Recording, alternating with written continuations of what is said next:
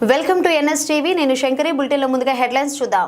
జిల్లాలో శనివారం ఉదయం ఘోర సంఘటన వెలుగు చూసింది. 14 ఏళ్ల బాలుడి ప్రైవేట్ పార్ట్స్ పై దాడి చేసి అతి దారుణంగా హత్య చేశారు. ఈ సంఘటన చిట్యాల గ్రామ శివారులోని చింతల చెరువు సమీపంలో చోటు చేసుకున్నది. బహిర్భూమికి వెళ్లిన గ్రామస్తులకు బాలుడి మృతదేహం కనిపించడంతో సంఘటన వెలుగులోకి వచ్చింది. గ్రామానికి చెందిన అడిగెల ప్రశాంత్ స్థానిక కల్లుబట్టిలో పనిచేస్తున్నాడు. గ్రామ శివారులోని చింతల చెరువు వద్ద ప్రశాంత్ హత్యకు గురయ్యాడు.